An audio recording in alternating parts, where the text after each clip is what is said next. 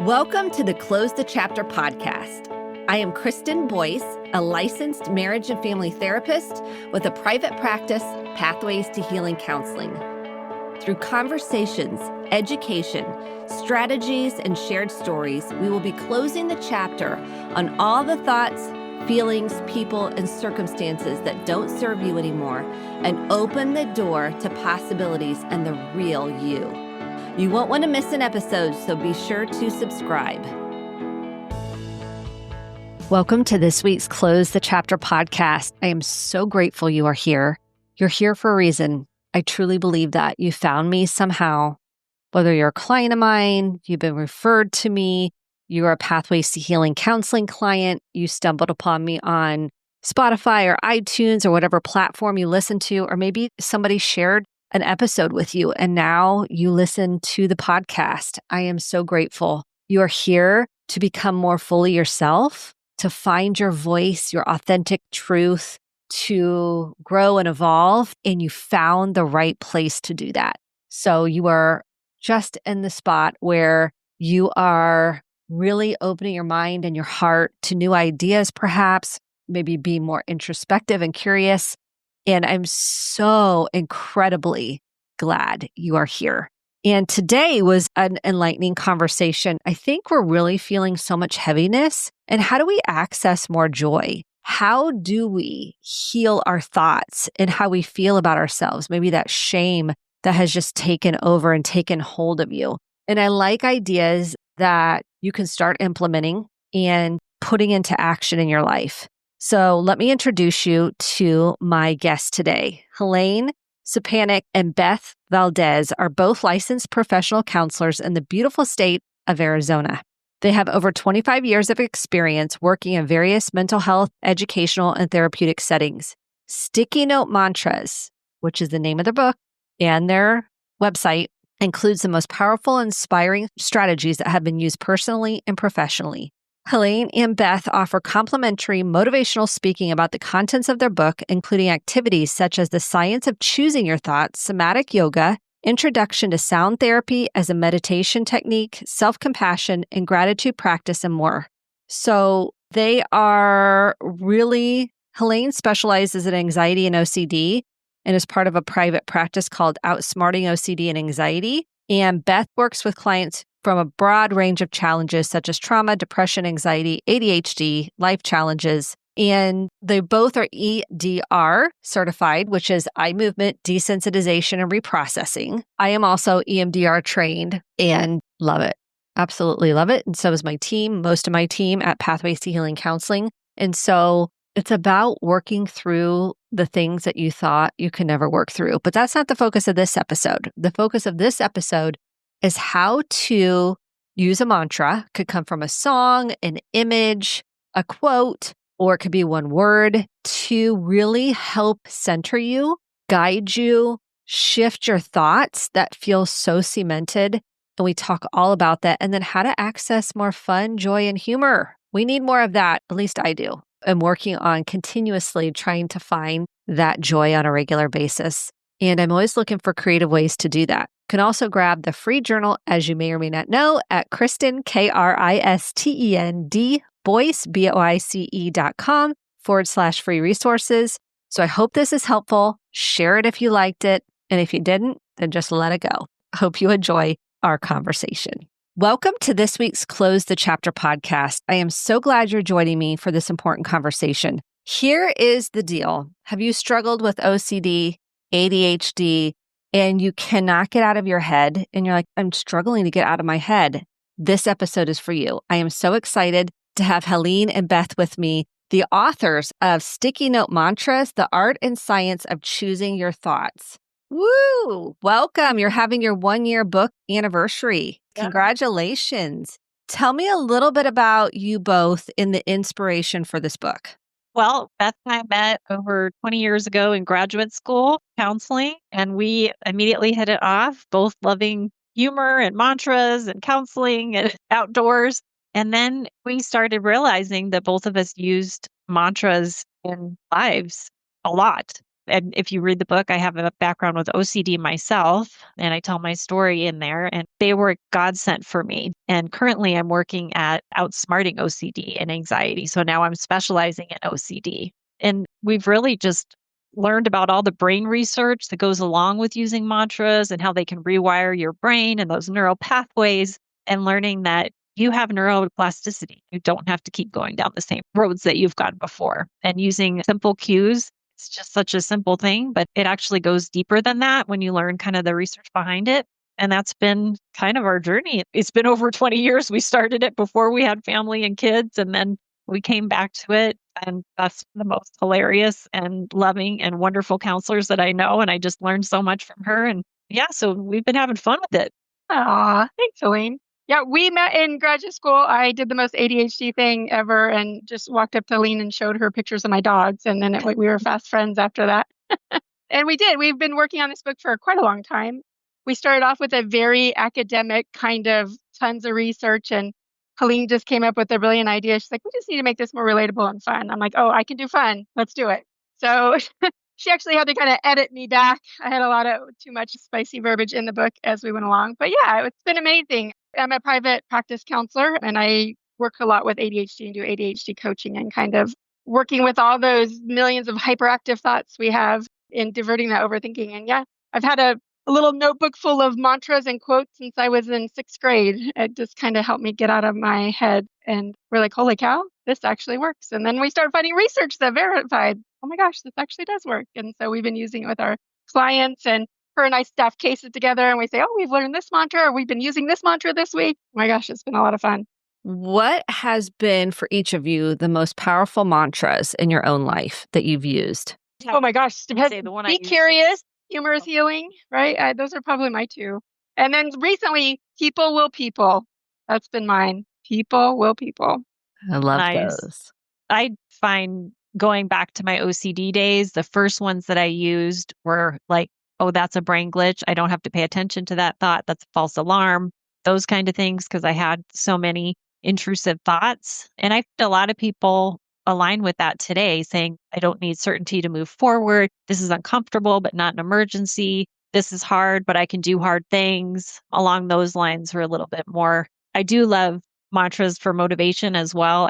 There's one that's based on the Chinese proverb, be not afraid of going slowly, just don't stand still. And I use just don't stand still every day because I feel like I have so much I want to do, so much going on. And I'm like, look, I'll just do one thing for the book today. And then that just don't stand still has really helped me through a lot of overwhelmingness that I tend to feel.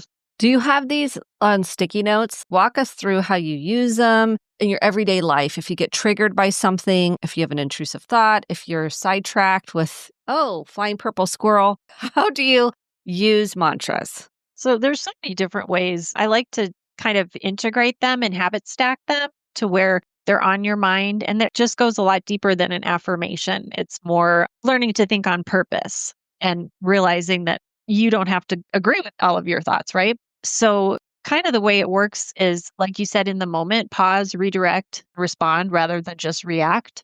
That's a big one. Learning to actually, oh, I don't agree with that. Or, oh, that's not something I have to pay attention to. Kind of viewing your thoughts as just mental events that are separate from you. And then also integrating them into, like in the morning, maybe when you brush your teeth, habit stacking it and setting a mantra that you want to focus on for the day that you know will be helpful to interrupt thoughts that come up or that you just want to live by that day. And it can be, you can do it at lunch, in the evening. So just kind of getting a practice to live more intentionally and, meet your life with curiosity instead of judgment, which we often do. Yeah, and with ADHD, sticky notes are brilliant because they're portable, they're everywhere. You can make them, take them, stack them, change them. If you lose them, oh wow, which is very common with us with ADHD. And yeah, as inspiration strikes, as we see something or hear something, you just put it on that sticky note. Or if you're trying to create your day, like I'm going to intentionally bring joy to my day, create your day, bring joy. It's that cue that reminds your brain to kind of get in that direction. It's priming it for those types of thoughts. And just like Helene said, our brain makes up stuff all the time. We just have to question, is that true? So that is a big sticky note mantra that I have in my office when I kind of think and reflect in my writing. I have to look at my brain because sometimes my imposter syndrome will kick in. It's like, who are you to be doing this and that? look over there. Is that true? That's my brain making up shit again. That's what we always say.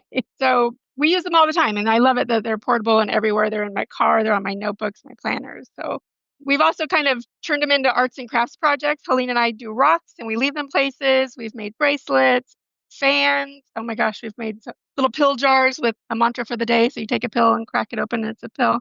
So we've used them in lots of different ways. They've kind of evolved from sticky notes even. I love that. If someone says, you know what, this thought feels like cement, like I cannot change it. I want to change it, but I feel like I can't change it. What do you say to those folks that and we've all had those experiences where you're just stuck in this like loop of a thought. Like, I'm not good enough. I'm stupid. I'm an idiot. I'm worthless. Right. I'm defective. In the book, we do break up our mantras into like self-compassion, breathing and grounding, letting go of control, perfectionism, laughter, being present, curiosity, self-care, positive self-concept. So there's broken into many different sections. So the thing is, you don't have to believe it at first. You've been thinking it a long time, so you're not going to change it immediately. But like something like self-compassion, you can say, I will speak to myself with the kindness I offer to others, something like that. And then gradually you're like, okay, and doing some other self-compassion work around that. We're both counselors. So this is just one part of it. And I think with our clients session, look, I just want to stick one thought to you for the week. And then we would actually write it and give it to them because a lot of times it goes out the door when you go back to your normal routine and they do pop up. Like it's just natural for you to go to, I'm stupid, worthless. But really doing some deeper work along with it is important. So definitely being at some sort of counseling setting is helpful. But starting with little bites of wisdom helps you to grab onto it instead of trying to think of, oh my gosh, I don't remember everything she said last week or what we did together. You really have to have some things that are in a routine for your day. So again, kind of doing it slowly. You have a lot of anxiety, you make up something like inhale peace, exhale tension. Okay, we're going to start to left. Great. So many different areas. Perfectionism, perfect is cancel. I don't know, something, make up some mantra that whatever is helpful for you. But it does take time. And it's nice because you can repeat these so many times. It's not like you have to stop and do a 10-minute breathing session. You're just having different visual cues like the sticky notes and taking a moment to focus on saying, what do I get by letting go? So we do encourage sort of like adjunct work. So researching your mantra, finding out a lot more information about it, having a mantra journal, or like the chapters in the book, there are a lot of information about perfectionism or laughter, the benefits. But then you take that one phrase with you because you're likely, like we all do, you read a good article on parenting. And then as soon as you come back to your kids and they're totally getting you, then you're like, oh my gosh, so it takes a while. And sometimes having those phrases, I would like to write one for parents, just having one on, okay, I'm going to allow them to have their feelings, or what am I going to focus on today about being a parent? I'm going to show them by my choices, and I'm going to practice intentionally giving myself a break when I feel frustrated, and they'll see that, they'll take it on. So anything, but it really, having those bite-sized words, when you're overwhelmed, you go into more of the fight or flight syndrome. And then it's hard to think rationally. It's hard to pull in information because you're going back to whatever you've always thought your brain's trying to protect you and saying, oh, you're an idiot, don't want you to embarrass yourself. But softening that language, turning around, doing some narrative therapy, even retelling the story, learning to do those adjunct things are really helpful to get in a bit deeper. We always talk about like your words create your truth. So choose your words. So if you have that harsh inner critic, there's lots of exercises to kind of identifying, but we like to kind of externalize that and think of like separate from yourself. So I drew up like my inner critic looks like a spicy little llama that has these little like bites at you. And you just kind of recognize like, that's what my brain is saying. We can't stop these automatic thoughts, but we can start to kind of redirect. And as we redirect, that neural map is going to kind of change and those neural networks will get pruned if we're replacing that language and using that softer, self-compassionate language. So it is a process. It takes time. A lot of times clients are like, well, I tried it and it didn't work. I'm like, okay, now we want to practice that because practice makes permanence. It does take time for these things to take hold. But if you're doing it a little bit and you have a 10% gain, you've gotten 10% better. How amazing is that? But it is a process. You're not going to just put in a skill and the next day you're all better. It's going to take time like you learn any skill or build any muscle. You just keep at it and over time it's going to start changing little bit by little bit. Yeah. And if you're patient enough and you can stick with it and you have those fun little things, and what we love about the mantras is they're personal. It's not something someone gives you. It's something that means something to you, a song, a poem, a book quote. And being personal, it resonates with you. So it's easier to recall in those moments and have it ready to go. It's interesting. A harsh inner critic is a tough little guy. They've been there for a while. But with time and self-compassion and practicing and using our mantras to cue our brain in a new direction, the changes do take hold. It does get better. I And feel I like it's definitely bringing in truths instead of lies because it's a personal, like a song, like you said, or a poem or a book or a quote. You're bringing in truths to kind of overpower the lies, if you will. I love that. Yes, we're questioning it. Our brain makes up stuff all the time and doesn't mean it's true. It's just seen through the lens of our experiences and our traumas and the things that makes us, but not necessarily true. It's amazing you work with all these people who don't see themselves as the amazing people that, oh my gosh, you are such an amazing person, but their inner critic doesn't allow them to see that. And so just kind of helping them find their mantra and then use that to cue them into the direction to be more let go of that, the trauma and the lies that our brain make up sometimes. And yeah, I definitely recommend getting the book for background information on this because you learn like the benefits of using self-compassion in your life. Like sometimes people just don't realize that you get through things faster when you're compassionate with yourself than beating yourself up because you're actually the attacker and the attackee and placing yourself in kind of the fight or flight mode again, doing that. And you just aren't going to move out of things. So being really intentional, I think also just kind of learning to respond rather than react is a big one because it happens so fast, just in milliseconds, right? But being able to really say, okay, I'm going to watch that. I don't need to identify with that thought right now. Yes, we had Dr. Kristen Neff I've had her on the podcast. we love And her. Oh, so geek out. love her. I know. I would say one of the founders of self-compassion. And I think that makes sense that mantras tie in to self-compassion, probably some inner child work where that shame says, I'm not enough, I'm not good enough. Kind of, we're really trying to nurture that shame. So the shame doesn't run the show. It's the truth, this other nurturing part that kind of comes forward to help you with that shame. And it sounds like these mantras are another way to offer yourself that self-compassion and something that resonates with you. Like you said, sometimes it could be someone's gives you something, but does it resonate? Does it not? If it doesn't, that's not going to be real helpful, is what I hear you saying. Like if it does, then that you make it yours and integrate it in. Affirmations are really big, but they're so long. I think so. A lot of times people are like, why? I have my affirmations written. I'm like, can you tell me your affirmation? They're like, no. So I'm like, well, let's shorten it up. Let's create that as your mantra, something more portable for you to take with you. I think sometimes we get this big lofty idea of what a mantra or affirmation is supposed to look like, but it can really be anything that resonates and works for you. I think shorter the better. Shorter the sweeter. It's easier to remember. Like just do it. That one, easy. You can pull that out anytime. Fits on a sticky note beautifully. I like we have song-based mantras, which are really catchy. For example, I love the Toby Keith song, Just Start Living is the next thing on my list. He talks about like all the things he needs to do in a day. And then he comes back to, but I need to take a deep breath of mountain air. I need to push my kid on the backyard. So basically he goes back to like, just start living is the next thing on my list. So I'll always say, okay, I need to just start living. I need to take fun is not frivolous. We need self-care time is important, or it helps us reset or complete the stress cycle it's another way of putting it. And it does. Like a lot of people think like, I just have so much stuff to do, but they don't get in that time for play. There's a lot of research, and this is in our book as well, about how play is extremely important for your body, just like exercise. It resets your goal. You get more done. So like quality and not quantity. You'll be able to focus better when you take those breaks for yourself.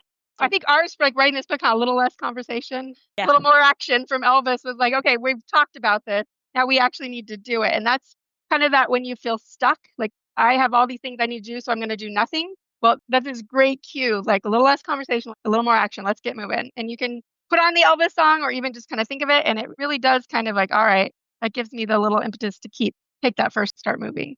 Quit talking about it. I had a client, he had a background on his phone that would change, and he would put like, I can do hard things one day. And the next day he would do an arsenal of them. And that was really helpful for him. And I've had so many people make up great mantras, and then I'll pass them on. We have some spicy mantras. One of my personal favorites, I just have to say, from the movie quotes are big. So from the Big Lebowski, I don't know if you've ever seen that, but there's a line where they always say, fuck it, dude, let's go bowling. And that was like a huge cue that like, look, if I can't control it, I just need to, let's go do something else. Let's go bowling. That's not something, or even a thought. Screw it. I'm not going to pay attention to that thought. I can't, that's not something I need to pay attention to. Or that was one of my favorite, and I still use it. Like, okay. We use that one too, right? We're going to need a bigger boat from Jaws. When we realize we've not planned well, there's a lot of Nope. stuff we forgot. It brings levity and humor to the situation too when we're feeling frustrated or Humor is just, great. Really yeah. changes your nervous system. It helps you calm down. It helps you focus. And we have a great chapter called Humor is Healing on there and talks about how it's amazing, an amazing skill. So definitely those humorous mantras are some of my favorites. I've had people just come up with the funniest things.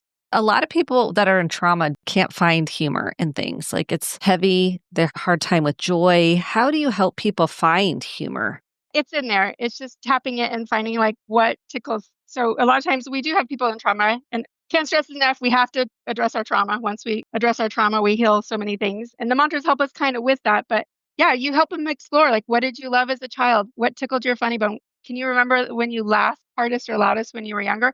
If not, what's something you think is a little quirky or a little bit weird? Like what resonates with you? And if you do a little exploration with them, you can kind of find something at least they find amusing or kind of silly. And we start from there. And my poor clients, sometimes I'm like, hey, we're going to do laughter yoga. And they're like, what is that? And I'm like, we're going to give it a try and we're going to see how it feels. Inevitably, they always will start laughing. And I'm okay, well, here's a great start. Let's start from here. And what about this kind of resonate with you? And they're like, you. I'm just going to say, Beth making me laugh. That is going to be my mantra. And I'm going to think that's funny. And I think they'll bring it up every once in a while. Like, I use you as my mantra again.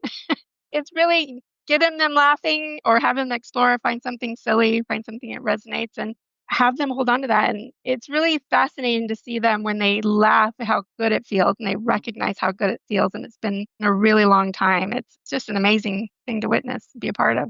It is. It's so therapeutic. I love to ask about comedians. Like, do they have a favorite comedian or someone that always makes them laugh or Saturday Night Live skit maybe they like? I'm 50 years old. That's one of my favorites. So anyways, like, you can always find something. More cowbell. Yeah. More cowbell. Cowbell. That's so funny. Like those are funny or church lady. I mean, we can come up with the old ones or the new ones, or I like, is there a funny show or movie you like? I think it's one of those things we do not ask ourselves enough. We don't ask ourselves, like, what makes us laugh? What mantras or movie quotes or comedians, or I think even just pulling up the image of like 50 years old, I'm Sally O'Malley, like that just makes me laugh. And it's an image kind of, or a movie we're replaying in our mind and just having even me noticing, oh, that feels really lighter in my body. And I think that can be super helpful for folks. We don't talk about laughter enough, I think, and humor in healing, the healing journey, and finding a mantra that would connect to that. And so if anyone's listening, I invite you, like, how would you help someone today that says, I want to access more humor and fun in my life? What would be the one thing you would suggest they do? Oh my gosh, I love memes. Yes. So when I worked in offices, had to go in every day, I was struggling to get through the year. And I was like, okay, I'm going to purposely create joy in my day. And how can I do that? Because there's not joy happening there. So I'm going to create it. So I would send memes to my coworkers. I'd send memes to my family because finding them made me laugh and it absolutely resonated. And then I could even like clip art them and make my own kind of funny memes to reference. Or you could create them. Best created some good ones. I love creating. They're hilarious. We had a website situation. We were so frustrated with our website, and she made up one. It was like a guy with two buttons, and it was like, call the website or stick a pencil in my eye, and they were both the same. Like, so it was just so funny, but it totally made me laugh, and it made me she'll send them to me all the time. I mean, she's amazing with the memes, and creating your own is sometimes. Yeah, and it's learning how to be playful. I think it's hard. Yeah. Like even with mantras, like play around. Like people are like, oh, they don't know how to play because they didn't get to play as a kid or that wasn't accessible. And I think play is even hard for many of us. That you know, definitely trying to play around even with a mantra, like I don't know how to do that. Yeah, that's very true. It's something that is learned though, right? You can learn it. And I always tell people like, does this feel hard? Good, then do it because hard is where you grow. This is where you learn. So if this feels uncomfortable, absolutely double down, do it, get crazy. Sometimes it takes a little bit of prodding, but I believe that wholeheartedly. If something feels really awkward and weird and hard, absolutely, you are going to learn so much. So if you don't feel creative, you don't feel funny, try, and see where it goes. You can't fail. There is no failing in this. This is just levels of creativity, and you can only kind of go up from here if this is new to you. You can only continue to learn more and create more, and as the process goes along, so you might actually really have fun and like it. So let's give it a try. Usually I can convince. Sometimes there's every once in a while where they're like, I don't know. I'm like, just give me one. Just give me one. We have alternate mantras in the back of every chapter to kind of see what resonates with just extra. And then we have song lists to add to your laughter playlist, inspirational quotes that support them, like humor one in the back of every chapter. So there's definitely I have some songs that are just funny to me that I'll just listen to because they make me laugh. Zach Brown, Sick 'em on a Chicken. I don't know if everyone's heard that one. It's so funny. There's tons of things like that just don't let the bastards get you down. That's when you sent me. That's a great one. Don't let the bastards by get you Kesha. down. Yeah, that was. Oh my God. I listened to that so much when I was going through a rough time. I'm like, don't let the asshole wear you out. Yeah, it's a very funny song if anybody wants a little humor. So there's tons of ways, but even we have little exercises. There's one called the Hawaiian Aloha Laughter, where you just start by inhaling really deeply and stretch your arms up and chest towards the sky and say, hello. And then as you exhale, you go, ha, ha, ha, ha, ha, ha, ha, ha, ha. Like sometimes I'll do that in the car because it makes me laugh. Like there's no not getting out of that laughter. And it's such a great, like, controlled breathing and hitting the vagus nerve. So it's like a fun exercise, but also this is a great bottom up approach. It really kind of helps down regulate that nervous system and makes us feel a little bit calm, and it feels good. Yeah, we have exercises in the back of each chapter too. So if you're looking for laughter exercises, we have the old man hearty laugh and yawn that now also hits your vagus nerve, and it's just different ways to practice laughter. So we do have that integrated as too, because you kind of need different strategies. You never know who's going to need what, right? Exactly. And when you're in different spaces and having different emotions, you want to access different parts of yourself. Okay, try this, try that. What was the research you uncovered that was most surprising as you were preparing for the book? Was there anything that you were really surprised by in the research?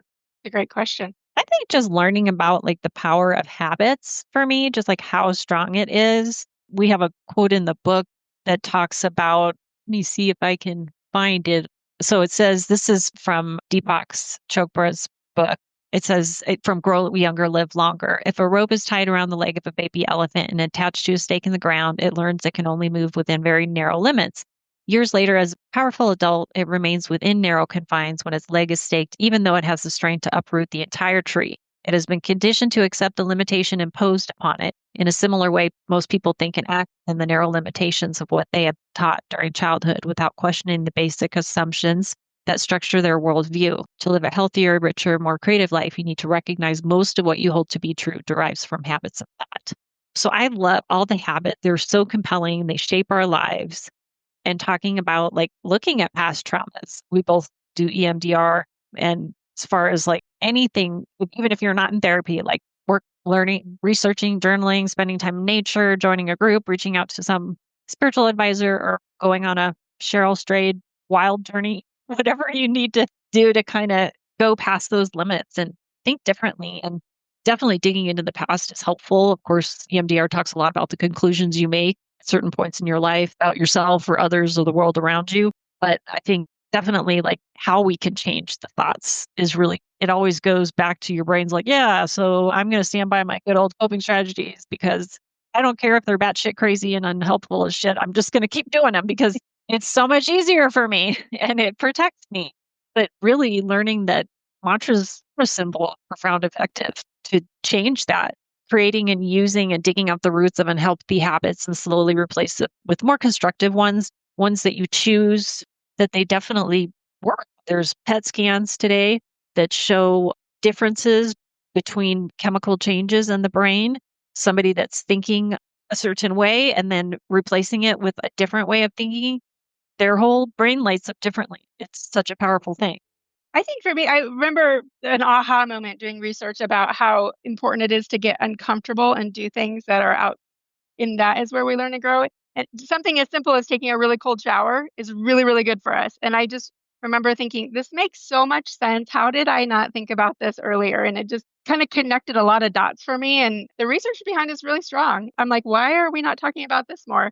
We're all so worried about, I should be comfortable, I should feel good. And it's like, no, we need to mix in the other stuff. So mixing it up where we're challenging ourselves, like it's okay to be a little cold. It's okay to be a little bit hot. It's okay to really do things that we feel uncomfortable and challenged by. And I think that we don't receive that message growing up a lot of times. So I thought that was really fascinating to me and Beth brought in interesting. a lot of things from Dopamine Nation, which is a great book. Is that the title, Beth, right? Yeah. It's incredible talking about that. Really, the growth point is right in the middle. Everybody tips towards wanting to be super comfortable and feeling great all the time. And that's where a lot of addictions and things come in. And you don't want to feel terrible all the time, but there's like a growth point and it's more in the middle, and you have to go to uncomfortable sometimes too, and then come back to the middle. It also kind of reminds me of the Buddhist perspective that not clinging to certain forms of clinging to happiness, not clinging to sadness. Thoughts are just thoughts, that it kind of is something that we do a lot as humans. We always want to feel good, kind of to Beth's point, and just kind of learning that attaching to anything is not good, right? So that non-attachment is really big in Buddhism. Just observe thoughts without grabbing onto them, notice a fear or judgment or craving without holding on to that either, but kind of letting things go. Yeah. We hear a lot of times people are like, I just want to be happy. I'm like, nope, we're only happy every once in a while. Really, we're going for being neutral baseline. We want to be. And all the feelings we have is part of the human experience. They're all okay. They're not good. They're not bad. Let's feel them. Let's not get stuck in them, but let's not assume that we should be happy every day, because that's nonsense. We're happy if we have a birthday party and we see friends we haven't seen in a long time. But truthfully, we should be at a very neutral state. And that's where we're kind of aiming. But I think a lot of people have the misconception, like, I should be happy. Nope, we're not. That's not how humans are engineered. We are not supposed to be happy. We're actually engineered to kind of have that negative bias and kind of fall into that side. We actually have to work to kind of be more neutral. And every once in a while, we get that little spike of happiness. And I think kind of shifting our perspective on that can be really helpful, because I think when you think I should be happy, why aren't I happy? Now you've got this incongruence. You're beating yourself up over these things, but it's not a real thing. We're not supposed to be happy. I think that is a huge point, because I'm a marriage and family therapist. So everybody will think, I just want to be happy in my relationship, or I just want my kids to be happy. This is a big one that I hear. And they're like, happiness comes and goes, just like every other emotion. So I think you saying that out loud puts the reality of it in place. We think it's like a movie that's going to, it's a happy ending. And I'm like, well, that's not necessarily how it goes. That's a possibility, but you're not going to 24/7 feel happy. I can't even imagine. Definitely. Yeah. Even on vacation, there's ups and downs, right? Like you can be having a dream vacation. There's still ups and downs within that. I think we think that we're supposed to. And so then not meeting that, what we're supposed to be doing, kind of creates even more stress on people. It does. Yeah. A big thing is acceptance. We have a lot of radical acceptance is so important.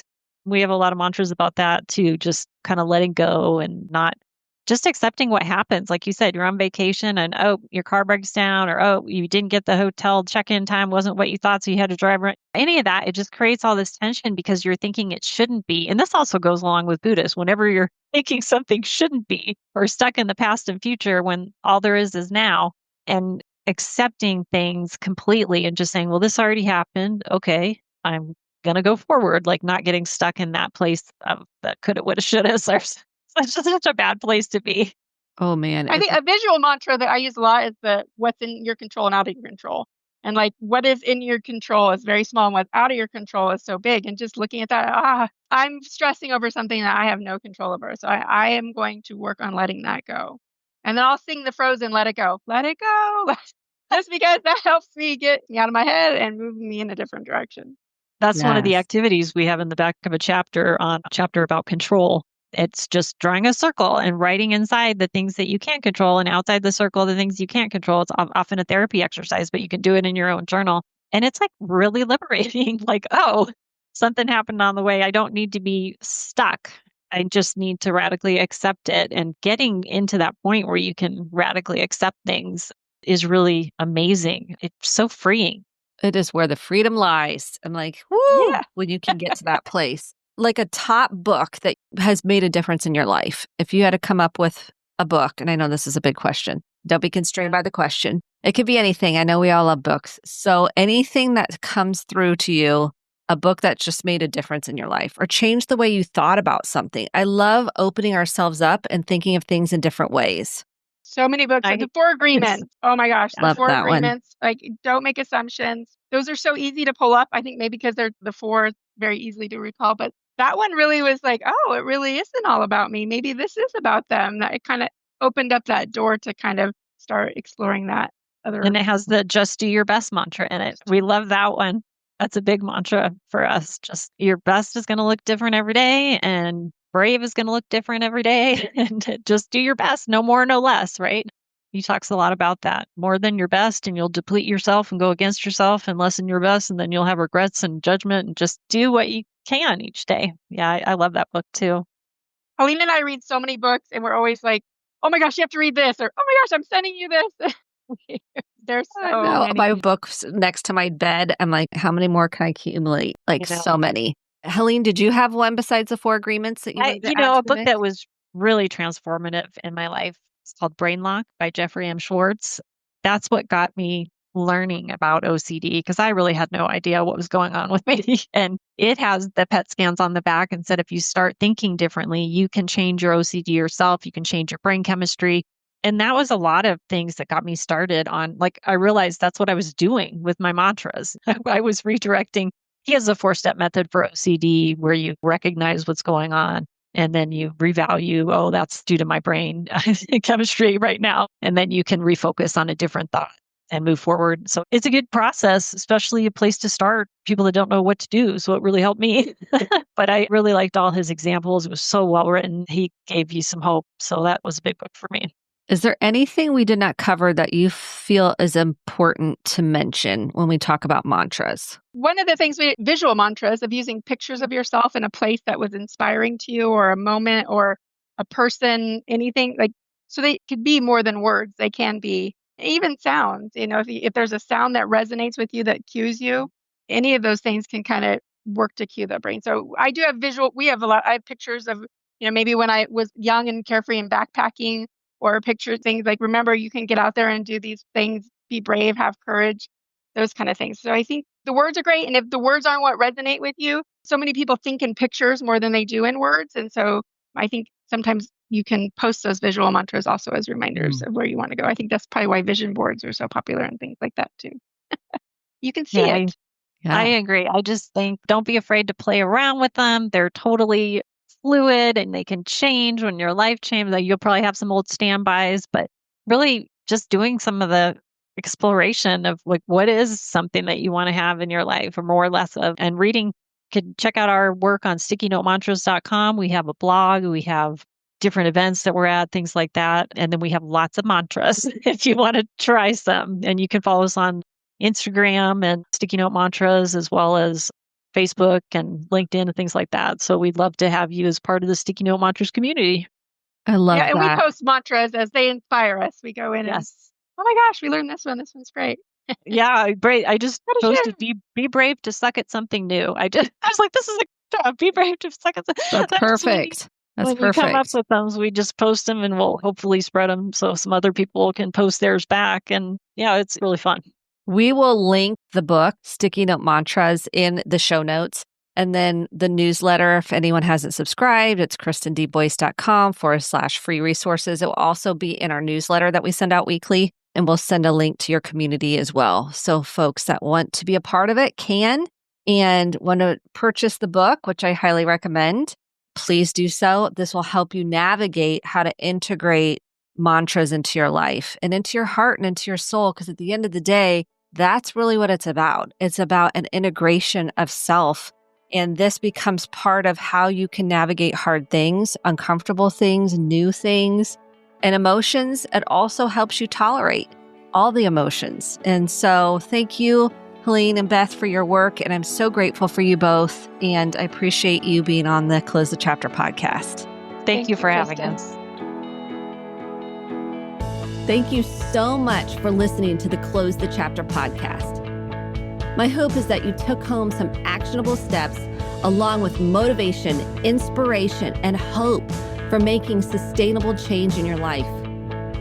If you enjoyed this episode, click the subscribe button to be sure to get the updated episodes every week, and share with a friend or a family member. For more information about how to get connected, visit Kristen, KRISTEN, Boyce, BOICE.com. Thanks and have a great day.